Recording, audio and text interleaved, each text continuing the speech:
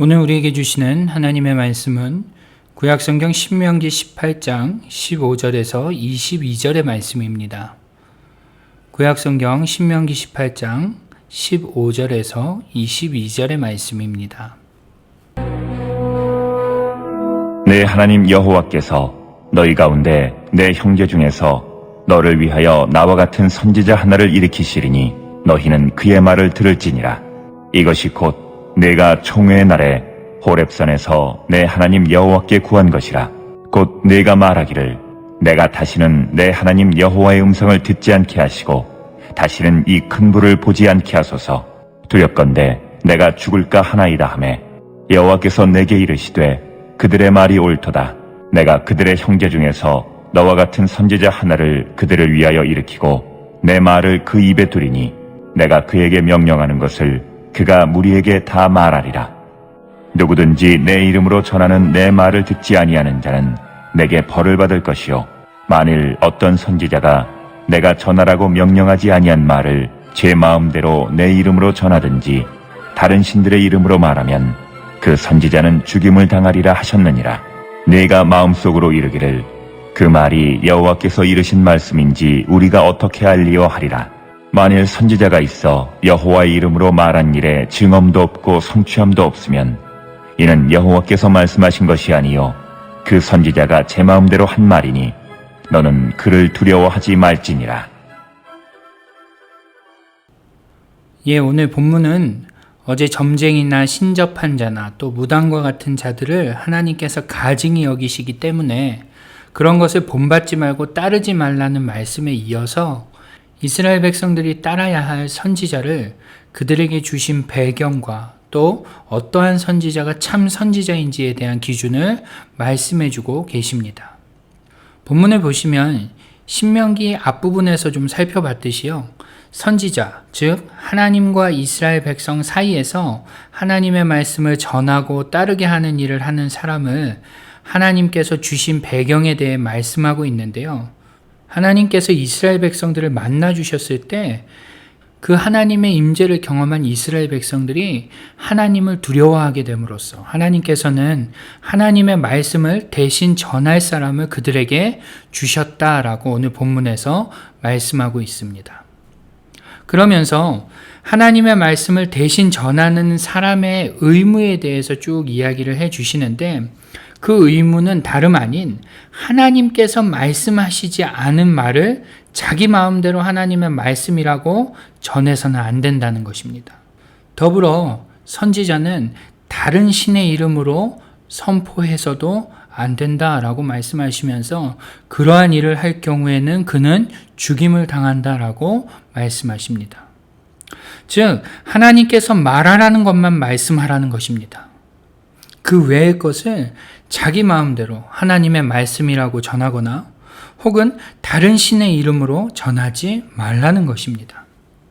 이렇듯 여러분, 하나님께서는 이스라엘 백성들을 위해서 선지자를 세워주시고 또 그 선지자의 말에 복종할 것을 명령하시기 때문에 그러다 보면 선지자 자신이 하나님의 이름을 이용해서 이것이 하나님의 말씀이다 라는 식으로 자신의 생각을 말할 수 있게 되고요. 또 그 권위를 자신에게 주신 권위로, 자신의 권위로 착각하여서 남용할 수 있는 위험성이 있었습니다. 그래서 하나님께서는 선지자들 먼저 하나님의 말씀에 순종해야 한다라고, 그렇지 않으면 죽임을 당하게 될 것이라고 엄중하게 경고하고 계신 것입니다. 그렇다면 여러분, 하나님의 말씀대로 선지자는 하나님의 말씀을 받아서 백성들에게 전하고 또 백성들은 그러한 선지자의 말을 믿고 따라야 하는 것이 이 하나님의 그림이고 하나님의 질서인데 본문을 보시면요. 백성들의 입장에선 선지자가 지금 하고 있는 말이 하나님의 말인지 하나님의 말씀인지 아닌지 어떻게 알 수 있는가라는 의문이 생길 수 있다는 것입니다. 그래서 하나님께서는 하나님의 말씀의 진위 여부를 판단할 수 있는 것으로 그 말씀이 성취된다면 하나님께서 하신 말씀이지만 그렇지 않다면 선지자가 자기 마음대로 한 말이라고 규정하시면서 그러한 거짓 선지자들을 두려워하지 말라고 덧붙여 말씀하십니다. 여러분, 오늘 말씀을 보면서 우리는 두 가지 가르침을 찾을 수 있습니다. 첫째로, 하나님께서 본문에 이스라엘 백성들에게 말씀하고 계시듯이 우리는 먼저 모두가 하나님의 말씀을 듣고 순종해야만 한다는 것입니다. 요즘 많은 그리스도인들이 지적 유의를 위해서 설교를 듣거나 성경을 읽는 경우가 많습니다. 멋진 설교를 듣는 것으로 어떠한 자기 만족을 하고 있는 것입니다. 그러나 여러분, 설교의 목적은요, 지적인 만족을 주기 위한 것이 아니라요, 세상으로 향하는 자신의 육체를 쳐서 하나님의 목적대로 살게 하기 위한 채찍인 것입니다. 그렇기 때문에 말씀을 들으면서 때로는 즐겁고 행복하고 기쁠 수 있지만 또한 동시에 말씀을 들을 때 우리는요, 가슴을 쳐야 하고요, 그 말씀을 들음으로 끝나는 것이 아니라 삶의 순종이라는 열매로 반드시 응답해야 한다는 것입니다. 여러분, 이것이 하나님께서 오늘 본문의 이스라엘 백성들에게 요구한 것이고요, 동시에 오랜 시간이 흘러서 오늘을 살고 있는 우리에게 요구하고 계신 것입니다. 그리고 두 번째로는요, 오늘 본문 말씀이 가르치고 있는 중요한 사실 또 하나는 선지자에게 하신 경고와 같이 하나님의 말씀을 자기 마음대로 변형하거나 이용해서는 안 된다는 점입니다.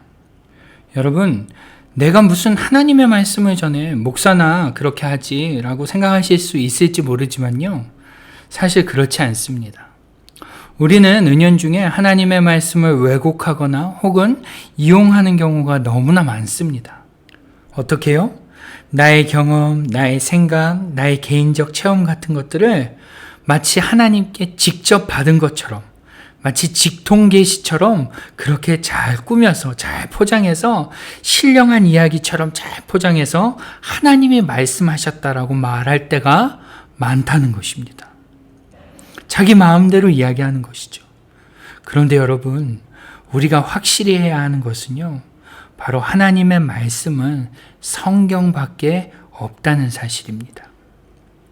요즘 많은 사람들이 여기저기에서 하나님의 말씀을 받았다고, 하나님의 뜻을 받았다고, 들었다고, 봤다고, 체험했다라고 이야기하는 경우가 많습니다.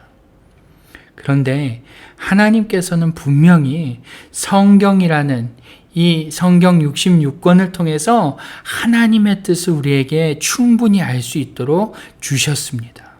그렇기 때문에 우리는 이 성경을 뭐라고 부릅니까? 특별 계시라고 부릅니다. 이게 무슨 말이냐면 하나님께서 당신을 열어서 알려주시기 위해서 특별히 만드신 것이 바로 특별 계시라는 말입니다. 그리고 그것이 성경이라는 것이죠.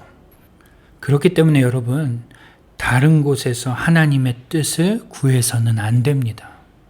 다른 사람에게서 하나님의 뜻을 구해서는 안 되는 것이죠.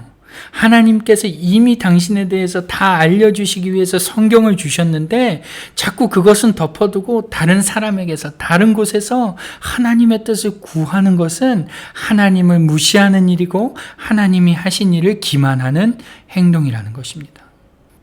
그런데 여러분, 실상은 좀 어떤가요? 사실 우리는 삶에 어떠한 문제가 생기고 어려움이 생기고 그러면요, 속된 말로 영빨 있다라고 하는 사람들을 좀 찾아가서 장래일을 묻기도 하고 그 해결책을 좀 묻기도 하고 또 자녀 일이라든지 여러 가지를 그 사람들에게 물으면서 하나님의 뜻이 무엇이냐고 묻는 경우가 많지 않습니까? 심지어 또 그 사람들은 뭐라고 합니까? 이렇게 하는 것이 하나님의 말씀이다. 이렇게 하라고 하나님께서 내게 음성을 들려주셨다. 너는 이렇게 해야 된다라고 하나님께서 내게 감동을 주셨다. 이런 식으로 하나님의 말씀을 왜곡합니다. 여러분, 이렇게 묻고 또 이렇게 말하는 거 모두가 다 바람직하지 않습니다. 하나님께서는 이미 우리에게 하나님의 뜻을 알려주시기 위해서 이 성경을 우리에게 주신 것입니다. 그렇기 때문에 여러분, 하나님의 뜻이 궁금하다면, 하나님의 생각이 궁금하고 하나님의 마음이 궁금하다면 다른 곳으로, 다른 사람에게 갈 것이 아니라 하나님의 말씀인 성경을 붙들면 되는 것입니다. 그리고 삶이 어려워서, 삶이 힘들어서 어떻게 해야 될지 모른다. 그렇다면 어떻게 하는 것입니까? 기도하십시오. 하나님 도와달라고, 하나님 나 좀 살려달라고, 하나님 내가 너무 어렵다라고 여러분이 직접 기도하시면 됩니다. 누구에게 찾아가서 마치 점쟁이 찾아가듯이 그러한 일은 중단하셔야 합니다. 여러분, 하나님께서는 우리가 직접 기도할 때 그 기도를 들어주신다라고 약속해 주셨습니다. 오늘 우리가 이 사실을 믿고 우리 개개인이 기도하며 나아가면 됩니다. 하나님의 말씀을 붙잡고 기도하며 우리 개인이 하나님께 나아갈 때 분명 그 하나님께서 우리의 삶 가운데 역사하실 것입니다.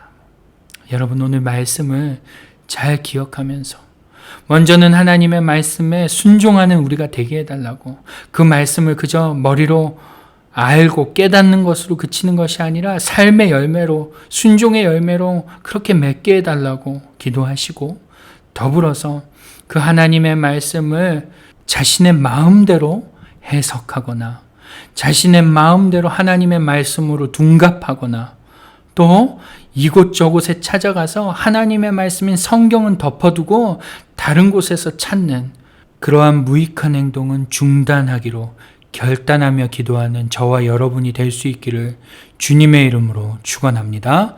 기도하겠습니다. 하나님 아버지, 우리는 연약하여 하나님의 뜻이, 하나님의 마음이 온전히 담겨있는 이 성경은 덮어둔 채 하나님의 말씀을 다른 곳에서, 다른 누군가에게서 직접 듣고자 하는 그 욕망을 포기하기 어려움을 주님 고백합니다. 하나님, 오늘도 연약한 우리 가운데 성경이 유일한 힘이 되게 하여 주시고, 이 성경을 통해서 하나님의 마음을 더욱 깨달을 수 있게 하여 주시고, 하나님의 뜻을 발견할 수 있는 우리 모두가 되게 하여 주옵소서. 또한 그 하나님의 마음을 깨달았을 때 그것을 아는 것으로 그치는 것이 아니라, 깨닫는 것으로 그치는 것이 아니라 삶의 열매로, 순종의 열매로, 여러 가지 하나님께서 요구하시는 열매로 맺게 하여 주옵소서. 그래서 하나님께서 기뻐하시는 삶, 하나님께서 칭찬하시는 그러한 신앙의 모습이 다 될 수 있도록 성령 하나님 오늘도 주장하여 주옵소서. 오늘도 우리의 연약한 인생 가운데 주님 동행하여 주시기를 간절히 원하오며 우리 주 예수님의 이름으로 기도드립니다. 아멘. 네, 지금부터는 Pray Together 1, 2, 3 기도 제목을 보시면서 계속해서 기도하며 나아가겠습니다. 기도하시겠습니다.